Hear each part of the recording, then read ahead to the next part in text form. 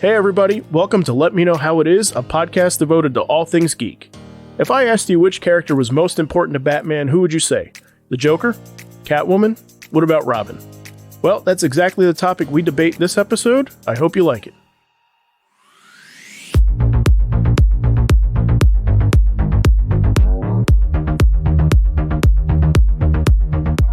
Alright, let's get into it. I'm really excited because this is a Batman episode. All right, so it's 2020, which means it has now been 80 years since the creation of the Joker, Catwoman, and Robin. And DC is planning on celebrating with some special 100-page issues devoted to each character in April. So, which of these three do we think is the most important to the world of Batman? I'm Zach Slater. I'm Frank Melman. I'm Tommy Smithereens. I'm Clifton. All right, so Frank, I'm going to go to you first, because when you suggested this idea, I wasn't sure if you meant importance story-wise within the story or importance in a publication sense, and I didn't message you to clarify because I thought it'd be interesting to talk about both angles. So sure, I'll let you start off. Yeah, well, I mean, basically the idea that one of the three characters that are getting these 100-page giants in April, Robin, Catwoman, or Joker, which one do we think is the most important to the Batman mythos in general? Okay, so really from like a publication standpoint, who? I mean, yes and no, I would say, because I think also it's one of those things where if you say from an iconic standpoint, I think the Joker is more of an iconic character than, say, Robin or Catwoman. Right. Okay. I think I think he as a character transcends just being in, comics. Not that I say that people wouldn't understand or know who Robin or Catwoman is. So again, do we want those parameters to be strictly? Yeah, I'd say the mythos in general. Yeah. If I had to choose one, I would probably say the Joker. Okay. I mean, I think that's the easiest one to say. Just for me, is the idea of like how many stories and how many things have been, how many turns there have been on just the Joker's character alone, in and out of Batman and Detective Comics and other things. I mean, we have two Oscar winners that played superhero characters, and they're both the Joker. I was gonna say that, yeah. I mean, it's as a character on his own. He definitely. I mean, of the three, well, Catwoman had her own book, but Joker had it first back in the 70s. Had her own movie first. Well, yeah, I'd like to point out. Sure, sort of. Yeah, kind of. Like in name, for sure. Yeah. Did anyone see that movie? I've seen bits and pieces. Bits of it on TV. I haven't seen it. Heard it existed. That's about as far as I went. But no, I think that when you think about that first story in it's Batman 1, right? Batman 1. Batman 1. In Batman 1, when you have that story of he has to, it's is it the reservoir one? He's going to poison the reservoir, or is it the mayor's going to die at midnight story? I think it's the mayor's going to die at midnight story. It's like very close to Laughing Fish. It's essentially Joker killing people without being in the room. Okay, that's it. Situation.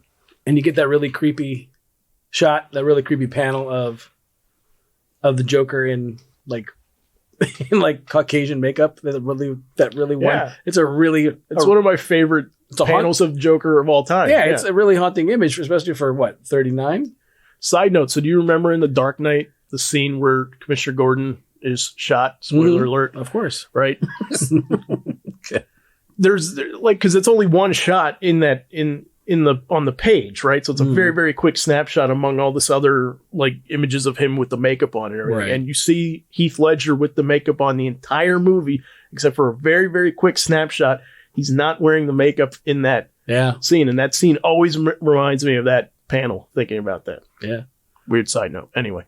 But yeah, I would just choose the Joker just because of the fact that there's been so many, in so many different, like I said, Batman stories and stories outside of comics. There's been many, many Joker stories. Okay. For me, I understand what you're trying to come across as far as importance to the mythos or whatever to Batman, because in every incarnation of the character of Batman, there's always been an iteration of the Joker that everybody gloms onto.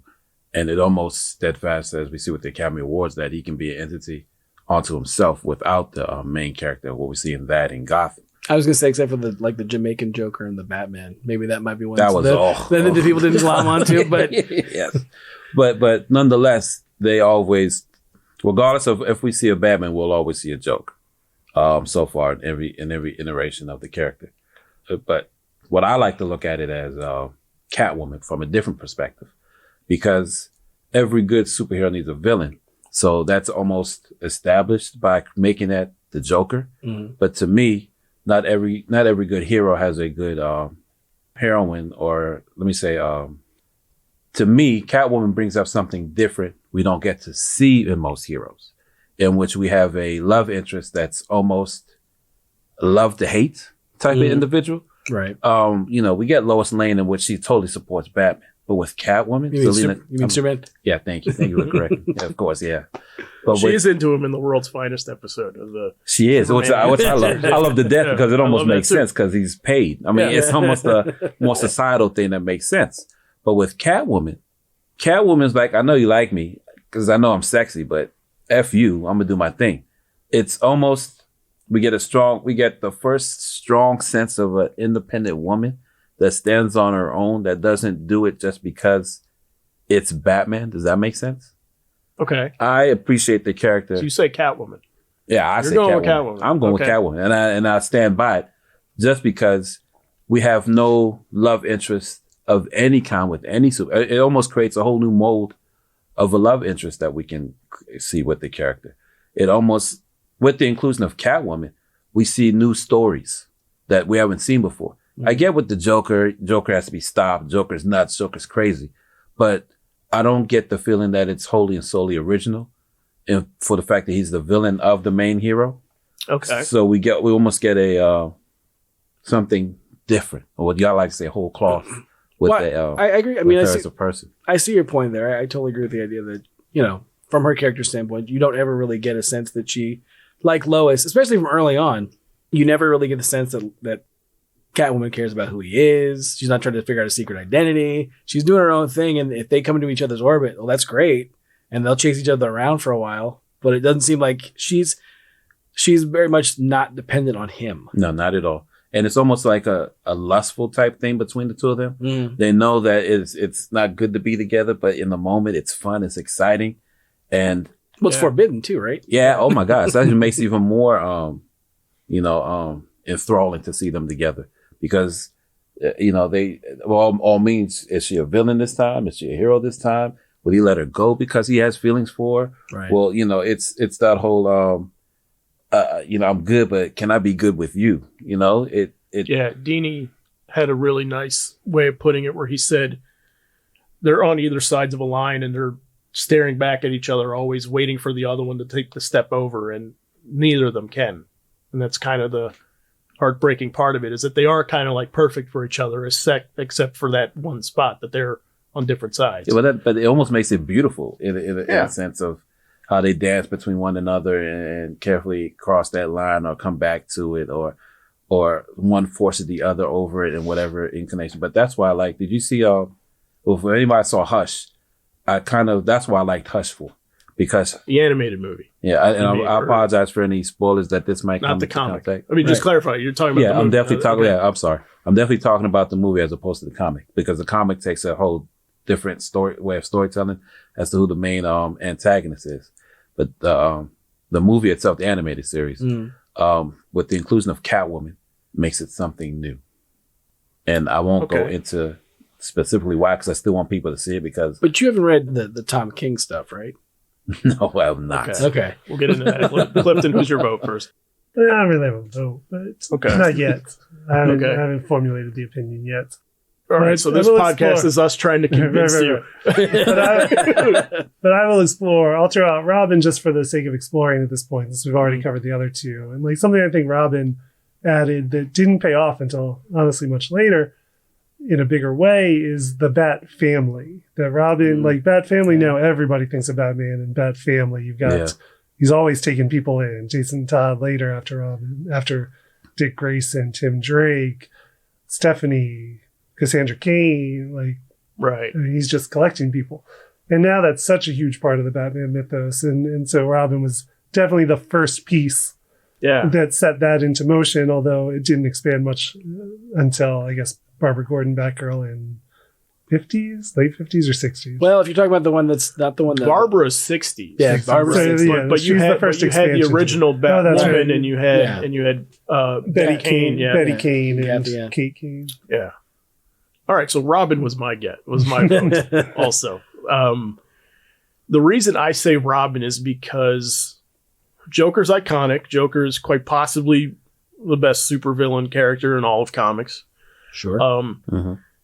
Catwoman, I think, is unquestionably the best love interest character for Bruce Wayne. Yeah. But Robin, to me, he's the most successful sidekick character, I would say. He's synonymous in pop culture, right? Sure. Batman and Robin. Yeah. Right? From a storytelling perspective, I think he's necessary because you need somebody for him to talk to about the crimes and how they're solving things. Right? And unless Alfred's not there.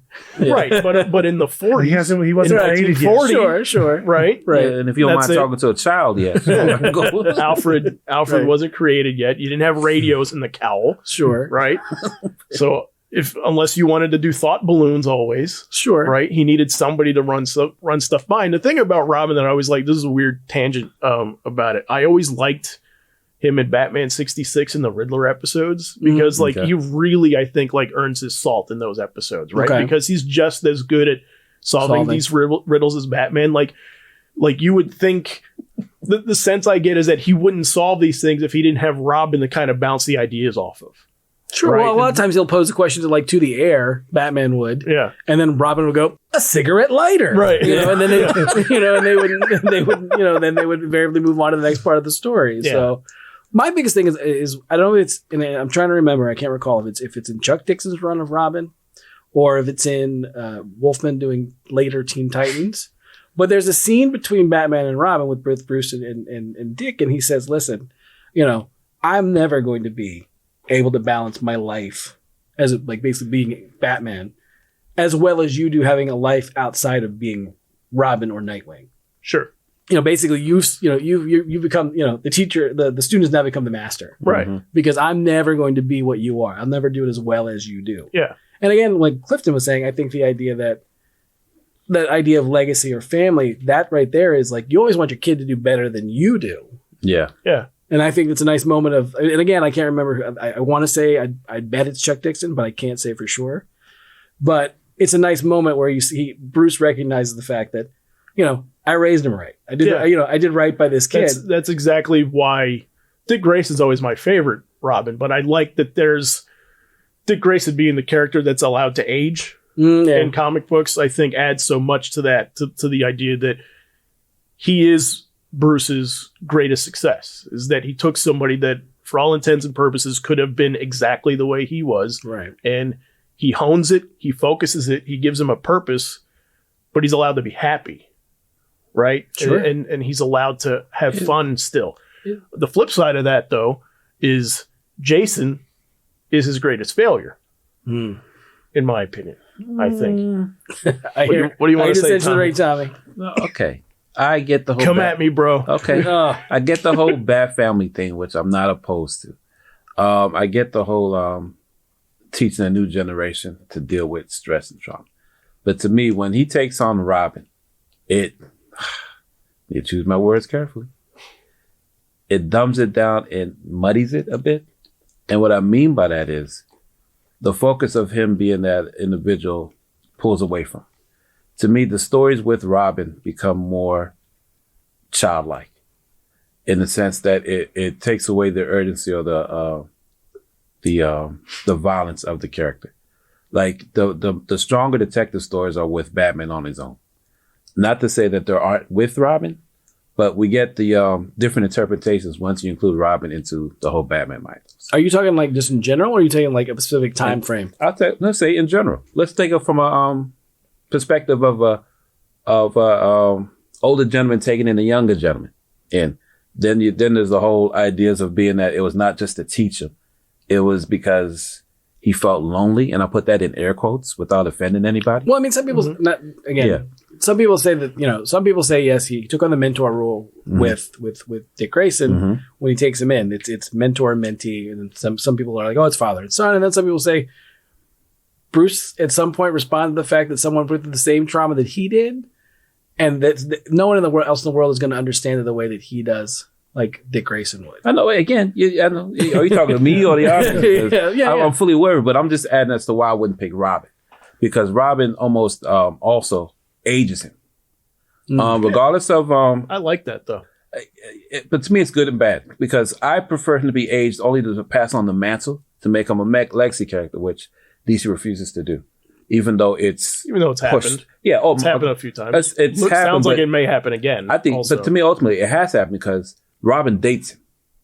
Everybody that makes a new Robin, you want to add years, months, whatever you want to say to the character, and then to me, it forces the age of the character. As opposed to more than anybody else. But it doesn't force it in a way that's unbelievable to me. Oh, no. You subscribe to the 10-year rule. Yeah. So let's look at the idea is that Bruce leaves Gotham and travels the world a la Batman Begins. So the rule is Bruce has to be the youngest he could possibly be. Okay. To do that. Okay. So you're talking 16 to 18. Okay, let's argue in general. Right? Let's do 16. Okay. Okay. And then what's the rule? 10-year rule. Okay, of each Robin? No, for Bruce. So Bruce leaves at 16. Okay. Is gone 10 years. Okay. So he comes back at 26. Not even really. No. He comes back.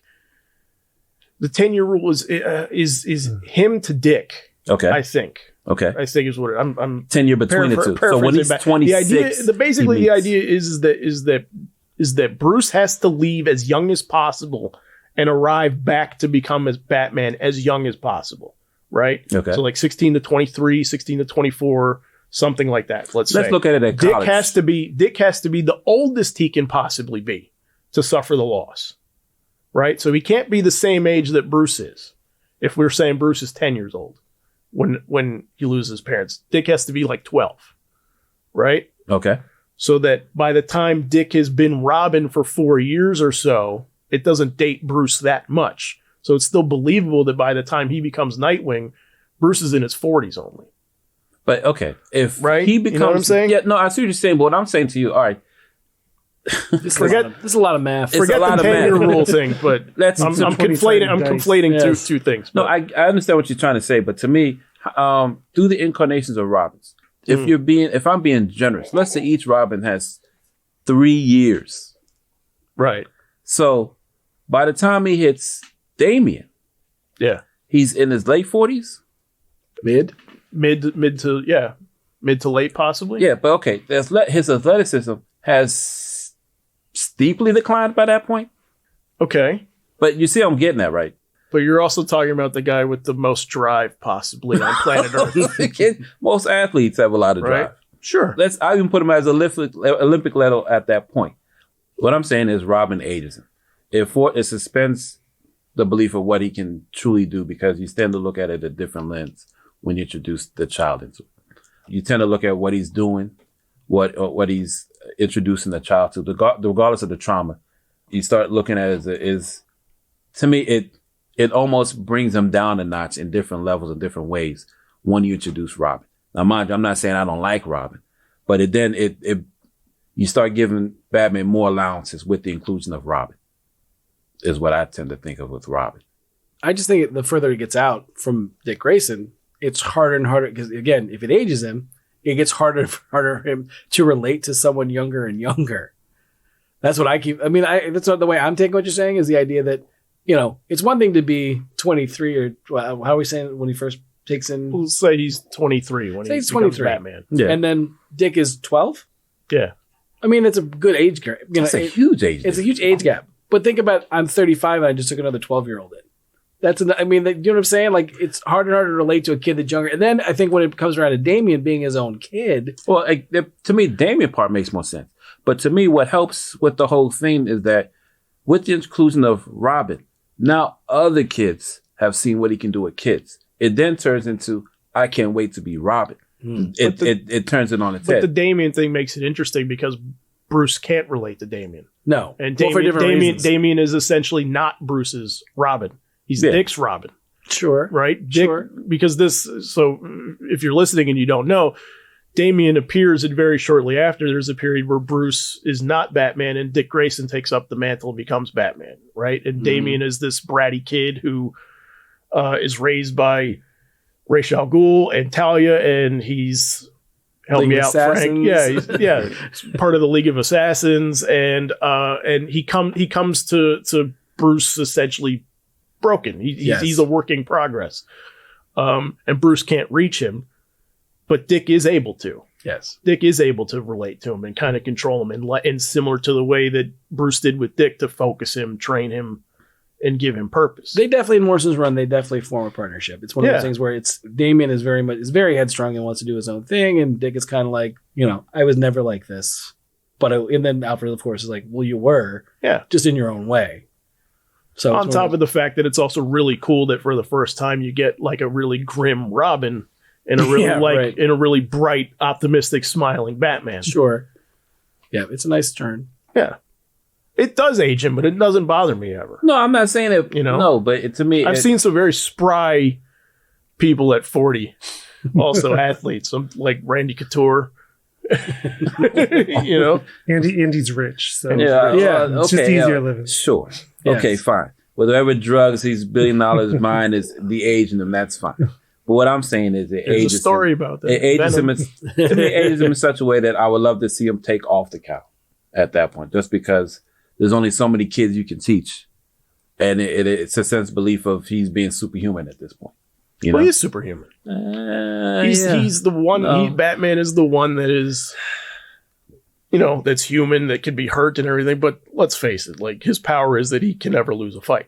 Yeah, but he still gets hurt. He's good. Like Neil Adams said that Bruce Wayne essentially would be if he was in the Olympics, he would place in every event. That's like fine. He's a super athlete. Unless he's going up against a thug with a wrench, and then it's yeah. I don't remember that Olympic event. Yes, and then it doesn't seem to matter. Yeah, but at one point, I think there's more stories in him teaching than the older kids. So you want the Dark Knight Returns ending of him with the Sons of the Bat and Carrie Kelly, and him just being old man Bruce Wayne and be like, here's how you do it. Yeah, but that's inevitable. I mean, we've seen it with Batman Beyond too. Sure. I mean, the fact that he has all this knowledge, but his body is failing him, to me, it's a story in itself. I mean, again, I see Batman as the greatest mind, but not the greatest fighter. I mean, I don't expect to me, my Batman story always includes him not winning the first fight, but him definitely beating your ass on the second go. Sure. And to me, the older he gets, the wiser he gets. It's not going to be that I gotta have the strongest punch. I just avoid getting hit that many damn times and land the ones that count. Yes. Yeah. That's why I say Robin changes him. I mean, I'm not changing my choice though, but he makes it murky, in my opinion, for lack of a better term. The concept works better than it probably should. Yes, it does. I do concede that point, that it seems like it shouldn't work at all. It shouldn't work at all. It does, and it works very well, and it works with multiple. Gordon should have locked them up for trying to get somebody else's kid and hide them in the cave. Yeah, but you get that a little. You don't get. It gets mentioned. It gets thrown around the idea of child endangerment. But there's also, I think the place you get the most for Robin is in what Dead Robin's, the storyline in Gotham Central, where the kid shows up dead in a Robin costume, and for a while they think it's Robin. Not realizing that there's been multiple ones, or that in this case it's not the actual one. But I think it's a situation where, as a concept, it's cool, but you start to pull the threads. Oh yeah, well, yeah. It's in one of them. I think it's Robin Year One too, where they do the Gordon Batman bat signal scene, and Robin's like up on the ledge, and he's going to introduce him to Gordon, and Gordon thinks he's his son. Yeah, for a little while too, which I thought is a cool. Well, that's the only reason why you have somebody's kid up there. You better be yours. Right. Well, that's like in Over the Edge. Isn't it that moment where they're about to, when they basically burst into the bat cave? Talking about animated series. Yeah, in the animated series. Thank you, Tommy. That basically, there's that moment where, Gordon shouts out to Bullock and the rest of the cops, add child endangerment to the list of charges against Bruce Wayne. So, yeah, again, murky. It does. Sure. Absolutely. Murky. Absolutely does. But I'm not saying it doesn't make it any less entertaining. It just brings up a whole list of questions as to, this guy's a superhero? What's he doing? I think every single iteration of Robin brings a different aspect out of him. Yes. Which I think is also interesting. So I think it's good for longevity. No, it is. Creatively, just because he has so many different, it opens up so many different stories you can do. Yeah. Which Joker, I mean, we haven't read the final Joker story ever. There's plenty. No. I mean, I think every writer that jumps on the character has a Joker story that they want to do. Mm-hmm. But the reason I put him over Jokers, we're kind of in the era of like Ra's al Ghul is kind of like the great arch nemesis at the moment. Is he? We're like, like the last decade. The last decade has been a ton of people looking at Ra's and really like expounding on him and his role, especially with Damian being a part of this too. You and I have talked about this before, Zach. The idea that with Ra's, it's the idea that at the time you really have Batman's world expanded beyond Gotham City. And that's the one thing that Ra's brings to the table that a lot of the other villains don't, is the fact that he's global. Sure. When really he's really just a Bond villain. And that's what, for the time you get that moment of, Batman could basically be international. He doesn't have to be tied down. I mean, granted, in the 50s, he's all over the planet. He's out in space. He's everywhere. But right. I'm saying when it gets more back to the Neil Adams era of being a lot more the Denny O'Neil, rooted in reality, I guess you want to say Batman stuff. That's all the moon crimes. Yes, exactly. That's some of my favorite. But we're getting kind of bogged down in race. But what I'm saying is, though, had Joker not exist, some character would have filled that role. I would argue right? maybe two. He has Two-Face. He has plenty. Well, okay, Two-Face. That's fine too. But that's the point. But that's the point I'm making, is that he has the best rogues gallery in all of comics, arguably. If not the, right? So if yeah. it's not Joker, then who? It's going to be Ra's, or it's going to be Two-Face, or it's going to be Ivy, or you know what I mean? Okay, I got like, you. I understand. That role can be supplanted by someone else that's already currently in there. But to me, with Ra's, the only reason I say it's Ra's is you're not taking Ra's to jail. No, sure. I can't argue that. Know, that's for sure. Ra's is on almost a level of what, immunity, diplomatic immunity at some point, where all you can do is stop the scheme. And really, it's mind-boggling that he can stop them at all, because he has a nation of followers at that, and a cadre of assassins too. It's almost a wonder that he beats them anyway. But again, we're talking about Ra's, right, as opposed to the three that we've named earlier. Yeah. But I just think it gets back to the idea of anytime there's ever been a story about who's the top, who's greatest, right? And there's always that moment of the Joker being like, whoa, wait a minute, there's nobody beyond me, right? Whether that's ego or whether it's truth, don't really know. But I think he's definitely at the top of the list, especially in his own mind. Sure, I think he imagines that there is no one above him in villainy, especially when it comes to Batman. And again, I get back to the fact that before you had a Robin series, before you had a Catwoman series, there's a Joker series. Yeah, absolutely. That was the thing that So this is my question to you, because Frank, you've been reading comics a lot longer than I have. I'm curious, like, when did Joker become Batman's number one? Because me, like I assume many kids my age, Batman 66 is kind of like your first foray into it, and Joker's not at all the number one bad guy.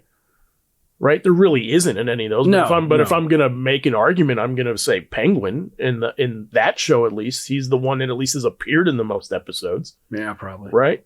So I would say the Joker being, I don't argue that he's not the number one villain in the Batman mythos now, but relatively speaking, I think that started in the 70s, right?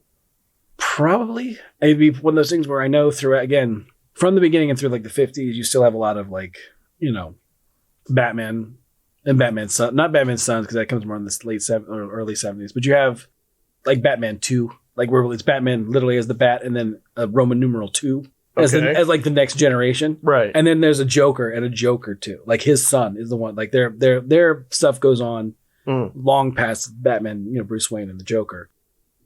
So maybe there, but I would have to say when was that from? In the 50s, you have some of those, those goofy stories, like, where basically they're the legacy type characters. I could be wrong, but my sense of it is two things. My sense of it is one, Jack Nicholson played him in the first movie, sure, and was a tour de force, right, in it. So I think that did a lot of the heavy lifting, sure. And then 10 years prior to that was Five-Way Revenge. That was the first. That was when Joker got brought back and became a murderous supervillain like he was in his first appearance. Sure. Right? Because he did get goofy in the 50s and the 60s. Right. But no, I'm not. You wouldn't think Cesar Romero's role didn't push it up a bit? Because no. It didn't. I mean, not to say I'm an expert at that particular show or anything, but But I remember whenever they got together as villainous group of people, it was always run by the Joker. It was always. I don't think so. It was the Penguin. I remember thinking as a kid, Joker was like number one, and that was before Really? Batman. Yeah. Okay. More so Maybe than just King. me. More so than King Tut. No, I don't disagree with that, but I always I do love King Tut. I do love King Tut, but just Cesar Romero playing that role, especially with the movie. When they all got together, it was always Joker telling them what to do or them listening to them. It's always because I always remember it as Penguin, though. I always remember Penguin being kind of the one calling the shots. he was calling shots, but between the two, I'd argue to say that Cesar Romero was the one that over Burgess Meredith was the one that was always controlling. I'm not. That's fine. I don't know. I mean, it's been forever since I've seen it. We'll consult the videotape. Well, according to the internet, Okay. Five Way Revenge was 73, Okay. and Joker #1 is 75. When he had his own Had his own series. title for a little while. Okay. Yeah, and he ran from 75 to 76. Wow. Yeah, and that stuff's been traded. Yeah, it's recently, too. collected. Yeah, it's collected not too long ago. I haven't tracked it down, but I've been wanting to. So yeah, I mean, I'm not arguing with you on the Joker. I mean, I think that they're all three very super important. But like I said, I'm just going to reiterate my point. Like, I think he has plenty of bad guys that are all sort of in different ways mirror images of himself. I will say that I think a lot of people gravitate towards Joker because thematically, like, it's an easy sell. Like, thematically, if you put Batman with Joker, you get the drama masks. You get tragedy versus comedy. Yeah, and that's easy. it straight up. Yeah. So it's a very easy concept for people to latch onto and be like, yep, like Batman's antithesis is Joker and that's Done. it. Mhm. Right. But I think getting back to movies, the idea that we had Batman 89 and then, the movies that followed it. And then we had Dark Knight and that trilogy. And we've had two basically iterations of the Joker that were huge. Right. Yeah. And now we've had Joker with Joaquin Phoenix. Yeah. And it's one of those things where it was like you said, Nicholson in 89, and it was huge. And then again with Heath Ledger. Thank you. Was also, another great performance in The Dark Knight. And then now it's the point where Joker, like you said, Tommy, earlier, you don't need Batman. Yeah, but you guys keep skipping over one. What's that? Ooh. Mark Hamill, man. Oh yeah, of course. That's what you're going to say, Jared. That's what I thought you were going to say. No, wow. No. Hot topic. Yes, Mark Hamill. Mark Hamill. Hot topic Joker. Yes. Yes. Not Hot Topic Joker. Mark Hamill. Yes.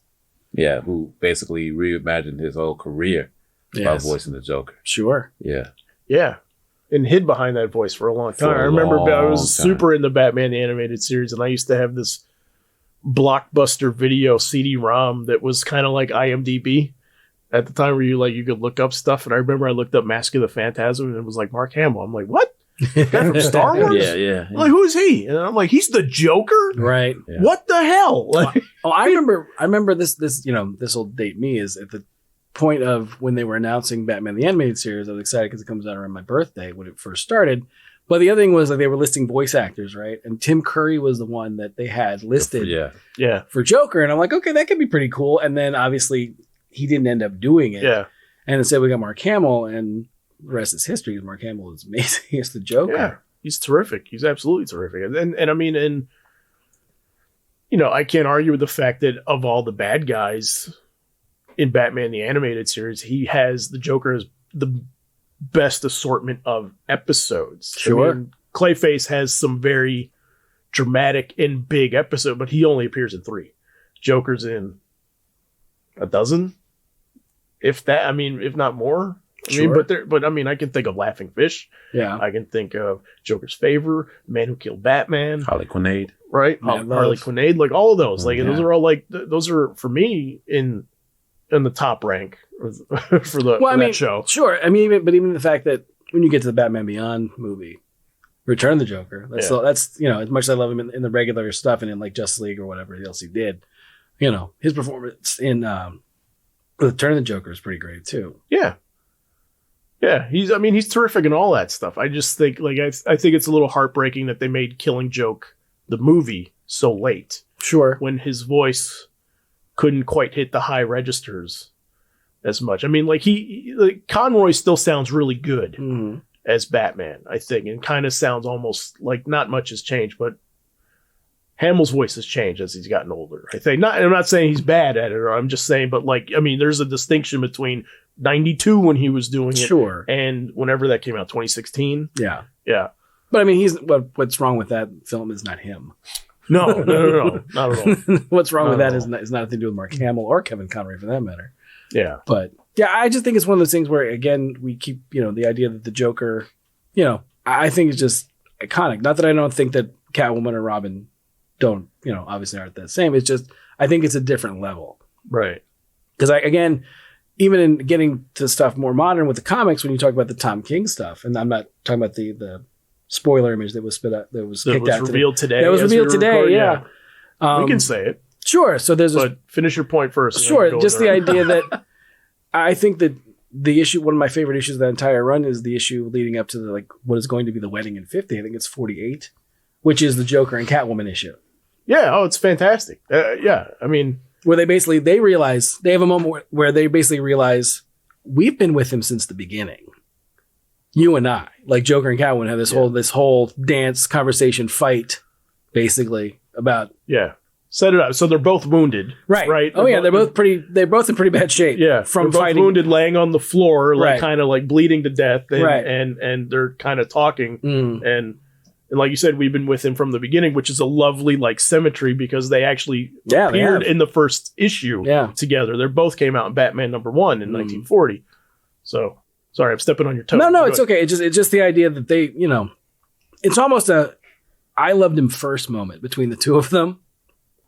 So basically, it's a moment where the two of them almost simultaneously realize, well, I think I love him more than you do, and it's a really nice bit where, it's odd for this homicidal clown and the woman he's going to marry have this moment of we both been there from the beginning. We both, in our own way, have helped make him. Because there's a lot of that, too, throughout the run of, especially with Catwoman, the idea that she and the interactions help shape who he is, right? Yeah. Wouldn't you agree? Yeah, absolutely. Yeah. So we're neglecting Catwoman a little bit. Well, that's why I'm trying to bring it to shift it to that whole thing of, the whole thing of like the more modern take in Tom King's run where she's. I think the tricky part for her is that she's had, of all the characters, I think she's had the most successful run of solo books. Right. That's arguably too. That was something I thought about. I would say the Joker stuff is fun for what it is, but it didn't last very long. No, it's very short. Yeah. It's very short. And then it's really hard to argue whether or not the Chuck Dixon, Tim Drake, Robin stuff is better than like the Cameron, like the Cameron Stewart. Better. I'm not saying better, but I think her titles had more longevity, right, than any one individual Robin solo title. Because also there's been this is kind of also the cheat for me that I get to hide behind a character that's had multiple iterations. Yeah, sure, right. Like, and you guys are going with one. There's one Catwoman that we're really talking about because Holly picked it up for a brief time. Period. But you have to be reminded that she was the one she was included in there.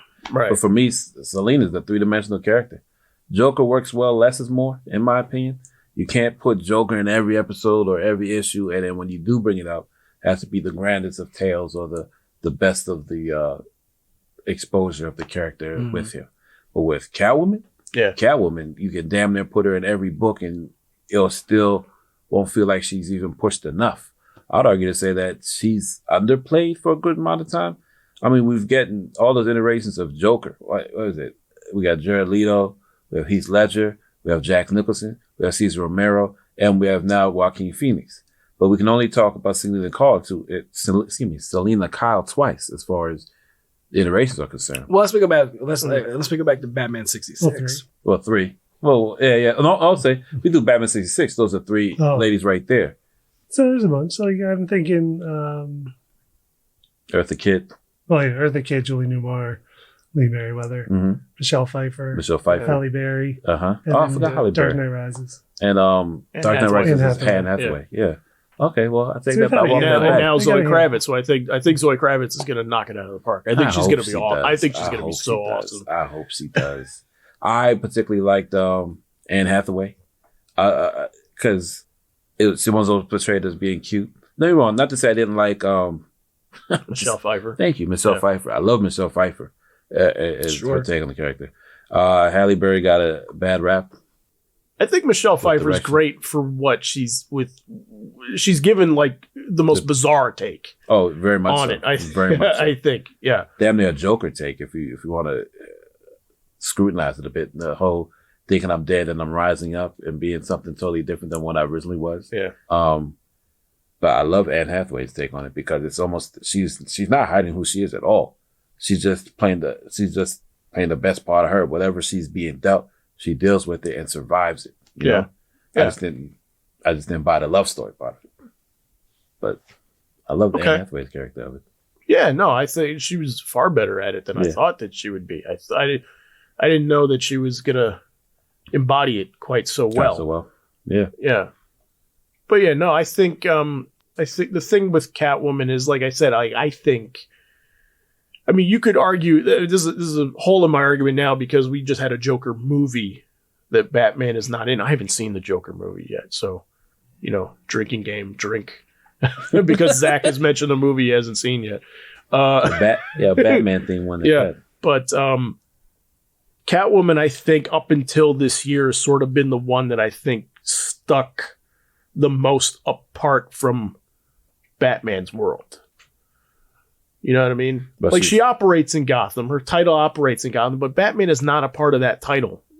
No. Like mostly, I would say. Yeah. I would say it's a rare occurrence when he actually guest stars. But to me, that's why I say she's a three-dimensional character because now she stands on her own. Yeah. Like you see Robin or Joker, you can count on your hand how many times before you'll see Batman in one shape or form come into the story. Yeah. Catwoman, you can see a whole Catwoman story, and unless they're compelled to write them in there, it's not necessary.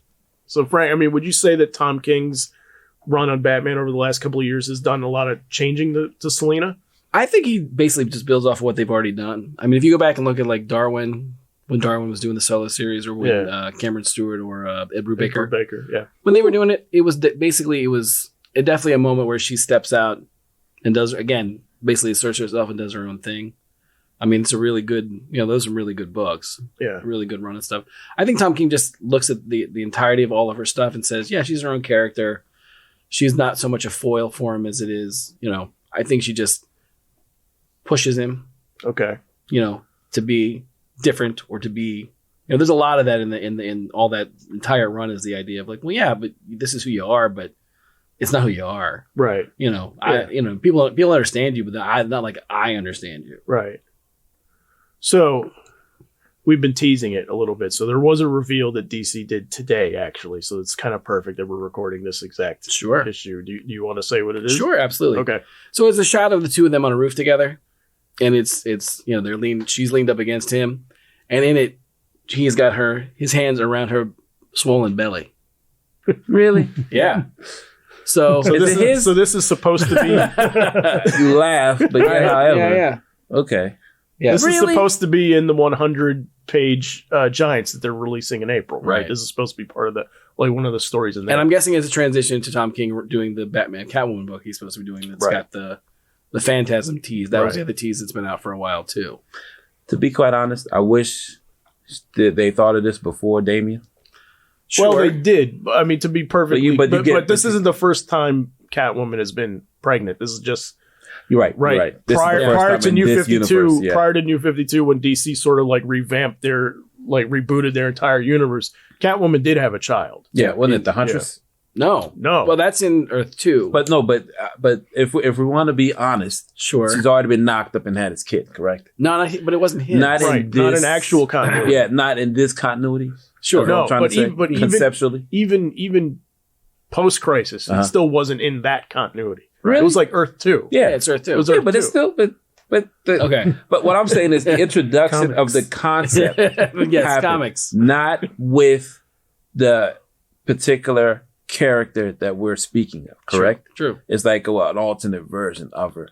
We've envisioned, and this is what happened, correct? Yes, this is definitely not the first time anyone's thought of them having a kid together. But I'm saying, hey, let's make it real. That's all. Sure. That's all I see there. Yeah. But I'm a little disappointed that it should have been her to be knocked up as opposed to Talia. Well, this is a tangent. I'm not looking for clarification now. Sure. It's just an opinion. Sure. So before you answer and give me an answer, I'm not looking for an answer. Okay. It's just you hit me with the news of her being pregnant is new for me because unlike you guys, I didn't see the picture already. Right. This is all brand new to me as well for whoever's listening who hasn't seen it. Well, it's still just an image too, so we don't know what it's going to be until the story comes out. Or importantly, when. Yeah. Yeah, well, no, it'll be probably the next big thing that's going to supersede the whole wedding thing. I didn't piece it together with the Earth 2 stuff, though, that Bruce and Selena actually had a child in Earth 2 stories and everything like that. And so that does open it up, I think, because I do think he's going to play with that, actually. I mean, knowing Tom King's work. But you know what's funny to me? The fact that she's wearing her uniform and it fits. Yeah, that's a hell of a spandex, boy. Yeah, it altered. Yeah. let me get the maternity wear. They're rich. Right. Yeah. Yes. So they're not worried. No, definitely not. But Louis Vuitton. Yes, Spanx. everything. So, but I do think it's one of the things where it's again it's an interesting idea. The idea of being put in that position as being a mother, and then I guess being a super villain, super heroine. Yeah. The idea of... she's not really been a supervillain for a long time. Well, no, for the long time it was she was a thief, and the distinction was, well, she didn't kill anybody. Yeah. Like all the 70s, that was part of their deal was, well, she's not killing folk. It's just she's robbing people. She likes shiny things, but she's not killing anybody. But she low level or high level crime? Oh, I have to high level because she was stealing from museums and stuff. That's right. Okay, I give you that. Yeah, okay. Yeah. It wasn't cat-shaped statues. Yeah, yes, a lot of cat themed capers were going on. Yep, cat's eye jewels. Yes, cat's eye emeralds. Yes. When they pass through Gotham, yeah, you know who's going after that. Catnip from the time of Egypt. Ha ha ha! I get it. Yeah. But still, it's just like really. No, I just wish. I don't know. I just wish they did more with her. It's funny that when I think about Catwoman, I think back to '66, and that we had two, but we really had three because we had Eartha Kitt and we had Julie Newmar and we also had Lee Merriweather in the movie. Yes. And they did a lot with her. I thought they did a fairly good job of the heavy lifting for her in that, at least for live action, because she's in like the Filmation stuff, but really, that's where they did a lot of it. And then throughout like the 70s, like I said, there's the thing of where she kind of, that thing I gave you the not this Christmas, the Christmas before, because I haven't given you a Christmas gift yet, but basically the idea that the series I gave you before, you really get a sense of her being kind of like Batman family adjacent, where she's like kind of part of things, and even Robin's balking at the fact that she's being she's being so included, and then like we have to listen to her. Her opinion's valid. What do we? She's a criminal. What are we doing? That whole thing comes up. Yeah. But I don't know. I like that. I like the aspect of how it becomes, I hate to say, real in a bit of the fact that I like her. Let's bring her in the house. Yeah, listen to her because I like her. So since I like her, you gotta like her. I know what she's done in the past is wrong, but despite what she's done, we're gonna forgive her. So just listen to me. That's on this guys. And then she turns around and steals. So I was like, to me, I loved it because it gave a sense of Bruce is thinking with his dick. Sure, right? No, sure. Yeah. Well, there's an issue of I believe it's Legend of the DCU where I think it's Devin Grayson, where it's the issue is basically where Dick Grayson meets Barbara Gordon, Batgirl, Robin and Batgirl meet for the first time. Okay. And in it, they're chasing Catwoman, and Batman's, tackled to her roof. He's like, Robin, go collect evidence. And Robin, and Robin, you know what I'm talking about. And Robin goes off, and then like has that moment of like, hearts and arrows, and there's, might as well be a Warner Brothers cartoon with Cupid shooting him in the butt with an arrow and everything. Yeah. And he sees Barbara Gordon. But he's with Barbara Gordon, which is a nice symmetry also. Yeah, absolutely. But I just think with the Tom King stuff, I think it's a more of a, she definitely challenges him in a way that nobody else does. Yeah. And she definitely is able to talk to him and say things to him that nobody else probably could either as well. Yeah. Did you guys ever watch the Hush animated series? Not yet. Well, that's what I was going to say too, is that the Hush stuff, that's in that book too, a little bit, where she does kind of try him a little bit. Oh, very much so. Yeah. But what's nice in the anime series, see, I want to talk about it more, but I don't think you guys have seen it. So I've seen it. Yeah, but I can't leave them out of the conversation and at the same time reveal, which I'm known to do. the whole plot. But it gives an interesting take on their relationship that I didn't really think about in regards to how they would deal with one another and why they're not together. To me, it gave me a great reason as to why now they wouldn't be together. Because if they had that so much chemistry, why one of them step down and accept accept being in the other one's world or perspective so they can continue their love affair. But Hush does a great explanation of why it's not. Mm-hmm. But again, I like to elaborate on it. But all I can do is recommend that you watch it because it emphasizes their relationship more than I thought it needed to. But I enjoyed that it did. Right. Yeah. Again, that's me being murky. That's as murky as you're going to get it. Or ambiguous because I really, really, really want to talk about it. Which way are you swaying, Clifton, so far? No, I'll have to hold off. Okay. Your closing arguments. My closing argument for Robin is that one of the most heinous things the Joker has done would not happen if Robin did not exist. It wouldn't have the punch. Yeah. Right? Sure. Death in the Family does not have the punch if Joker does not kill. Family. Right? Right. Yeah. So that's my one argument to put him over the Joker a little bit. But also, Tommy, your favorite of the animated movies, Under the Red Hood, also does not work without Robin. True. Well, let me put it this way. We live in a misogynistic world in which they want to embrace my Catwoman. They keep leaving her on the shelf. I think you guys should write in and let DC know women matter too. Right. Let them know that she needs to be spotlighted in such a way, like Darwin Quick used her as, because they need to make that movie. Let's be real. The Darwin. Which one? Selena's Big Score or Selena's Big Score? Selena's Big Score would be an awesome movie. Great. I know it is. It's fantastic. Yeah. So it's not my fault that men are writing her. Somebody said tap on. She was given a short. Oh, okay. Oh, yeah. 10 minutes. Yeah, great. Has a female creator ever been on Catwoman? I'm just curious. That actually just made me think of that, though. Yes. When it first started, it was 1930. What? No. When she had her first solo series, when it was like 1990. Yeah, it was Joe Duffy and Jim Ballant on art, but Joe Duffy wrote her. I'm pretty certain. I'll look it up to be sure. Okay. I'm pretty sure. Yeah, when it first started, it was. Well, that's in any event. There's not many. No, certainly not. No, generally no. Generally, there's not a female writer on Catwoman. Yeah, so I've been forced to concede to your points because they refuse to see that angle of her, except in her tight suit. Yeah. Well, I do say this: Michelle Pfeiffer introduced. Burton introduced the whip. Oh my God, it's like she's never without it now. No, she had it before. She always had the whip. You're right. Back in the day, purple costume with the cape. You're right. She's had it before. I like the purple costume. Well, how about the black? The all gray. Yeah. From the animated series. That one's my favorite. That was my absolute favorite. Yeah. Wow. Yeah, that's my absolute favorite. Yeah, Joe Duffy in the 90s was the one. She wrote the number one back in the 90s series. Okay. But my favorite's the if I had to go with the Catwoman costume, I'd go with the purple one with the whip. With the dress. I like the dress. Mm-hmm. The green cape. Oh, okay. That one I like a lot. But it might 70s? be just, yeah, it just might be my introduction. You know. I always like the goggles. Sure. Well, the goggles one's great too. Yeah. Love the goggles. Those that Hughes? No, that's Cook. That's Star Wars. That'd be Cook and then adapted into other people. Stuff. It's been pretty much her go-to since then. Yeah. All right. So what's your closing argument for Joker?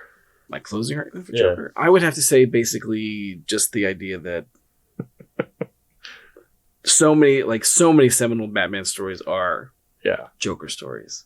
You know, to me, it's that line. It's also that line in Morrison's Justice League when Kyle Rayner and Wally West are hanging out and talking about Batman, and like you want to really hear something scary, have Batman tell us Joker stories, right? You know, and that's one of the things where I'm like, yeah, even they know, you know, all the stuff that they deal with. And speaking of that, there's also an issue where a woman thinks the Joker is in Central City, and Wally calls up Batman, and Batman's like, I would know. It's right after Death in the Family. Like he's dead.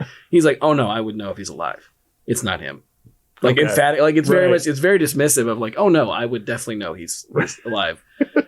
So I just think from a yin yang type situation, I don't like the whole they're two sides of the same coin, but I think there is that, like Clifton was saying, the idea of comedy and tragedy definitely is there. You know, it's pretty much, it's very inherent, and it's very hard to get away from when you're talking about Batman. I think if you asked my mom, who's the big, I always boil it down to that. The mom test. Yeah, my mom test of like, who's the biggest Batman villain ever? She would say, well, the Joker. Yeah. And I think most people would too. I think they would too. I do have to agree with you on that. Yeah. So what do you think, Clifton? It's a tough call. I will go with Catwoman's third. Wow. You can hear the misogyny right That's now. right. Yeah. Exactly. Already putting baby in the corner without any resolve or understanding. No. And I'll put Joker second and Robin Whoa. first. Yeah. Wow. Whoa. Hear the bias? Yes. Whoa. Okay, so really quick then to cool down. So what do we say is the fourth? Like the most important character? Yeah. The fourth? Oh, easily. Yeah. Let me say it. You can say Yeah, yours. go for it. ahead, Tommy. I'll say Alfred. Okay. Because at the end of the day, it shows that he's never been alone. He's always been, he's never not had a father, basically, or a father figure in his life. He's always been, I think that keeps him moral. It's always been his compass. When it all boils down to it, it's the one factor that strengthens him or pushes him back onto the night in which he knows that he has a home to come back to. Yeah. So he gets a sense of being with Alfred being there. So without a doubt, to me, Alfred should have been number one, but based upon how the characters were created, unfortunately, Alfred was 4. If you want to look that up, guys, He does have his own TV show. Yeah. Yes. Well, at the end of the day, at the Yes. moment, yeah. I will say that. For now. But I don't think anyone can envision Batman coming home by himself and licking his wounds and able to come out and do the good fight without Alfred being present. Alfred has become almost just as superpowered as Batman. Exactly. And I say air quote superpowered Batman because I know he doesn't have any powers. Yeah, but you know what I His mean? power is being rich. He's also good at everything. Like Alfred's a master chef, and he's a SAS medic, but to and me, he's a master thespian. It gets a push to like when you get older, you're not done. Your story's not done. Yeah, True. Alfred is the culmination of all his works, his wisdoms, his life brought together to help this young person push on the world to be better. To me, he's the strongest supporting character I've ever seen. Okay. We'll go to Clifton in a second. I just have a quick question about your Alfred take in a minute, but go ahead, Frank.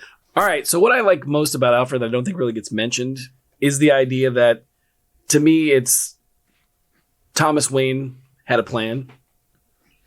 The idea that, not consciously, just the idea that there'd always be somebody to take care of Bruce. Yeah, because with all that money, just pass the money to somebody. They had to take care of Bruce. But one that he could trust. I'm saying he knew that Alfred would, like you said, he'd always have a dad. He'd always have somebody there. Yeah. Yeah, but reiterated even more so in the later version. So like when Batwoman's introduced and you see that she's a Kane and Martha Wayne, Bruce's mom, Kane was her middle name. Right. So Bruce actually has living family. And so it's reiterated even more that he still left him. Yes. He still left Absolutely. Alfred to be in charge of him. And Leslie Tompkins. Sure. Right. Who's my fourth? No, I'm kidding. No, but my Alfred question is, so which version of Alfred do you subscribe to more? Okay. Well, yeah, so like the falls former into British spy or just the gentleman butler? No, I mean the version of Alfred that the one that encourages him to be Batman and is a source of support for that and thinks and believes what he's doing. Okay, what are the choices? the one that's my son out there and I worry and I wish that he would just grow out of this and have a normal life. The first one. The son one is there's no way in hell. At least a father that I think of where would be able to push his son into such danger day in and day out and watch from the sidelines and hope that he makes it back. There is no way in hell.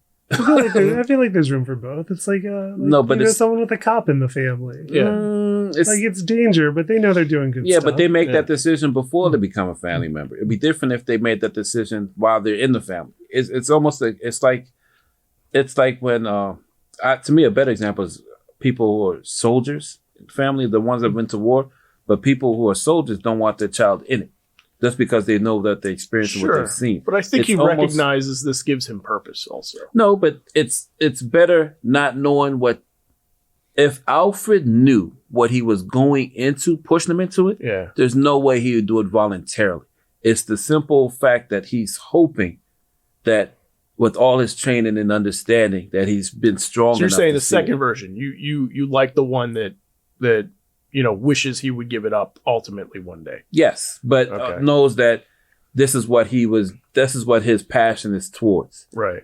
To me, that's an example of a better father than the one that's actually saying that that's my kid. I know what he's getting into.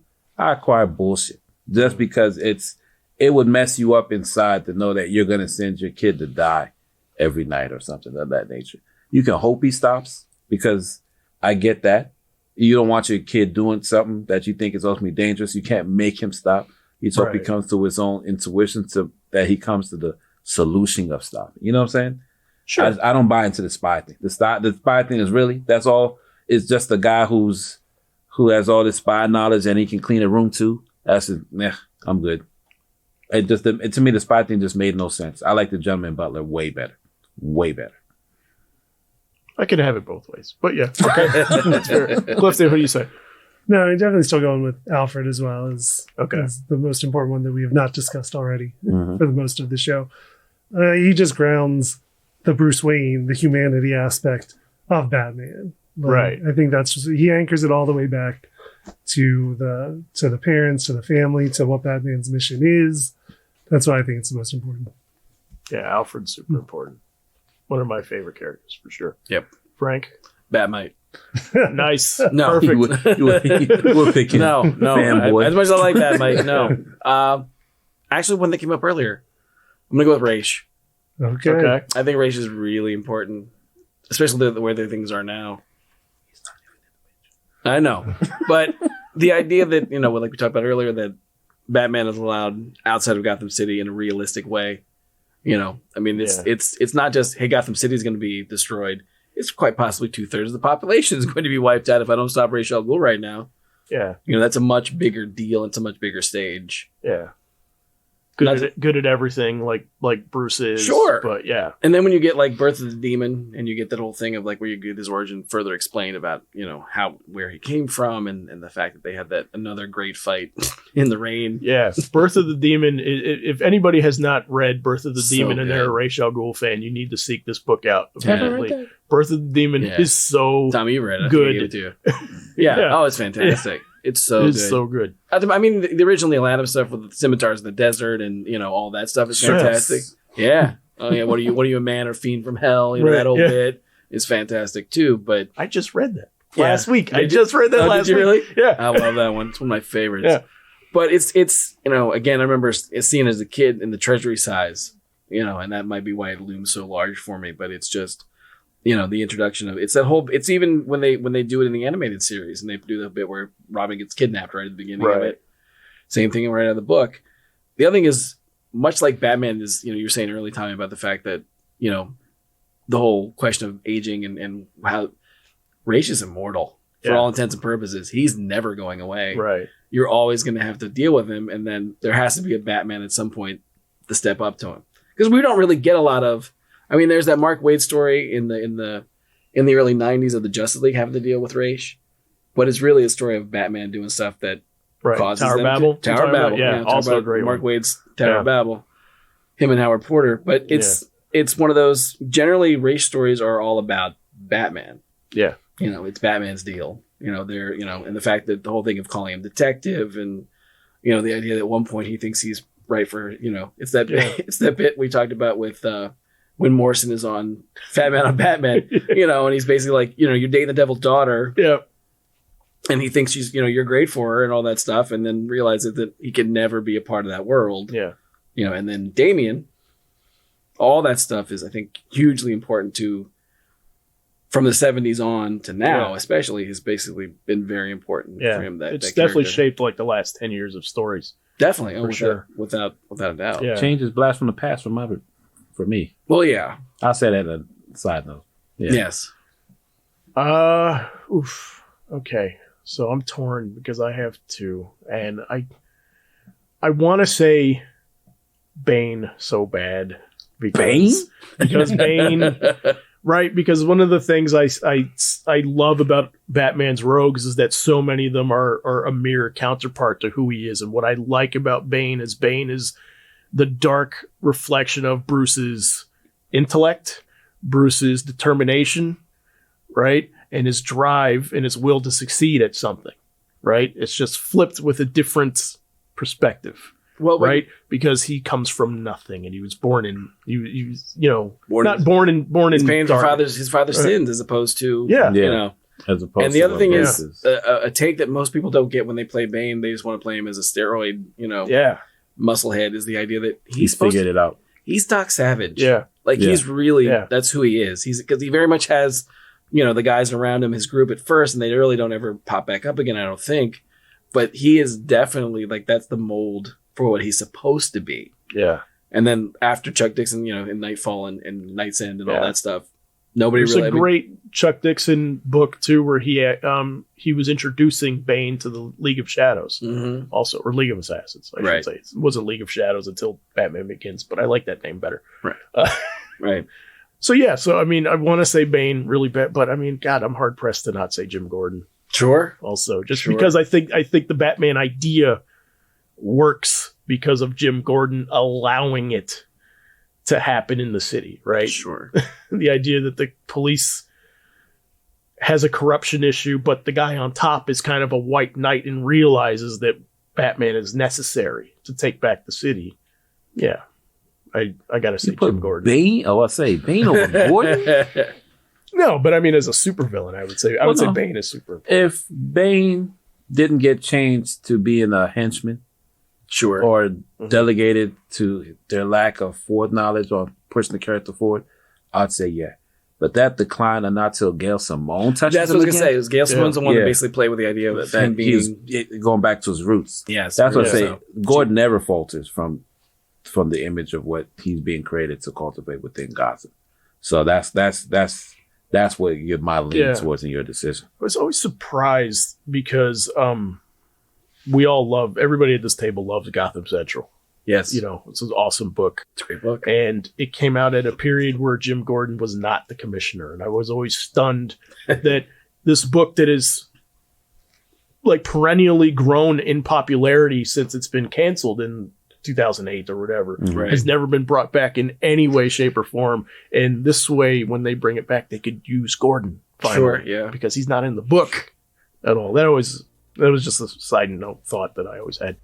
So we should wrap up then. And so I want to direct everybody to letmeknowhowitis.com, where we are going to post some links to some of the things that we talked about. And you can also listen to our backlog of episodes as well. So be sure to do that. And don't forget to subscribe.